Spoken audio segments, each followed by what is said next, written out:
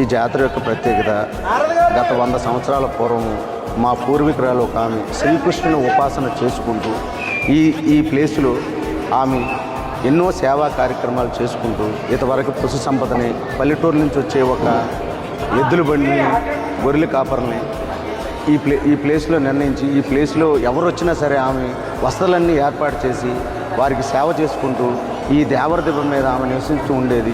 ఈ దేవర దీపం మీద ఆమె నివసించడం ఆమె శక్తి ఆమె యొక్క సేవ వల్ల ఆమె ఏంటంటే ఒక శక్తిని సంపాదించుకుని ఆమె చెప్పిన మాట ఆమె చెప్పిన పద్ధతులు ఈ గ్రామం వాళ్ళు పాటించి అప్పటి నుంచి ఆమెని మేము గ్రామదేవతగా కొలుసుకుని 150 సంవత్సరాల నుంచి గ్రామదేవతగా కొలుసుకుని ఆమె ఆరాధిస్తున్నాము. ఈ జాతరలో భాగంగా కూడా ఆమెను ఆరాధిస్తూ ఆమెని గ్రామదేవతగా పూజించుకుంటాం.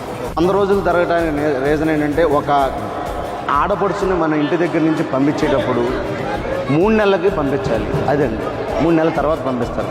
అక్క చెల్లి వీళ్ళందరూ ఆయన ఒక్కడే తమ్ముడు, వీళ్ళందరికీ తమ్ముడు, వీళ్ళ పోతురాజు బాబు వీళ్ళందరికీ తొక్కడు. వీళ్ళ మీద ఏ విధమైన హాని కలిగిన ఆయన ఊరుకోడు.